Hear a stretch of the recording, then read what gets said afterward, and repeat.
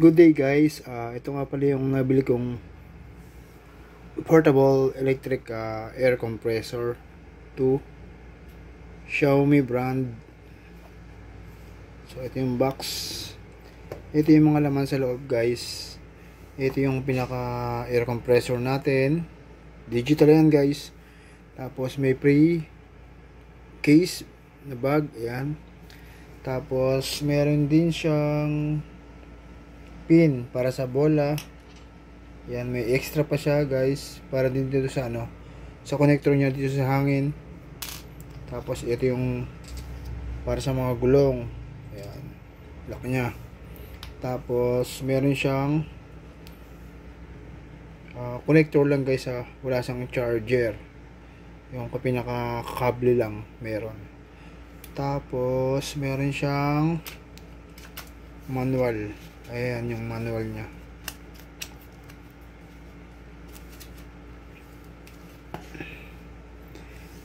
Ito guys, nabili ko to sa Lazada.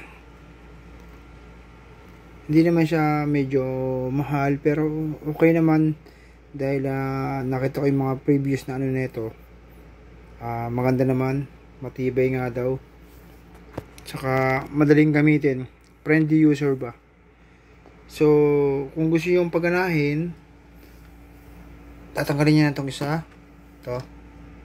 Yan, tanggalin nyo lang to, bunutin nyo lang. At magsi-switch on na siya.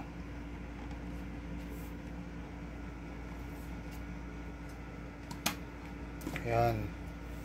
Ayan, pag binunot nyo to, dito, sa lock nya, siya yung magsisilbing on. Ayan, naka-PSI na yan. Naka-PSI na. So, sinettings ko na to.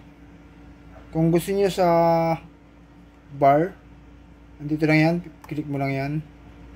Ayan, lalabas siya. Bar. Kung ayaw mo naman, kung ayaw nyo naman, kung gusto nyo ang PSI, dito. Yun, PSI lalabas. Tapos, kayo na mag-set. Dadagdagan nyo. Babawasan nyo. Yan. Dagdag bawas lang. Kasi ito guys, isinettings nito sa sa motor. Ayan bike.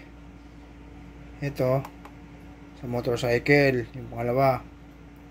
Itong pangatlo, ayan sa mga sasakyan na, sa mga kotse. Pang-apat, ayan sa electric bike o e-bike, pwede siya. Panghuli, ayan sa bola. Ganyan lang guys, madali lang siyang gamitin. Testing natin guys, napakalakas niya ganda. Diba guys? Ito lang. Ganun kasi yung bilang siya. Madali lang gamitin to. Kaya hindi kayo mahihirapan, lalo na sa may sasakyan. Ayan, magagamit nyo talaga siya. Guys, meron din pala siyang flashlight. I-press nyo lang yan. Ayan, umilaw na siya. Magagamit nyo talaga to. Tapos may signal din, nagbiblink siya. Kung need nyo ng emergency, pwede kayo mag-notify agad sa mga makakadaan sa inyo pag kayo nasiraan. Press nyo lang uli. Ayan. Ayan, nagbiblink na siya. For emergency light yan. Kaya malaking tulong talaga sa inyo to guys. Press nyo lang kung ayaw nyo nang gamitin. Ayan. Very useful tong product na to. Hindi ko to pinopromote, pero para sa akin okay naman siya dahil unang-una syempre may motor ako. Mahirap nang maplatan, tapos sa malayong lugar pa, madilim na lugar pa, at least meron ka na nito, may backup ka na, diba? Hindi natin masabi kung kailangan mapaplatan. So ayun lang, suggest ko sa inyo, kung bibili kayo ng portable electric compressor, dito na kayo. Medyo pricey man siya, pero quality naman. Maganda naman yung product. Bibili nga kayo ng mura, nga lang, mapapamura din kayo. Kasi madaling masira. Ayan siya.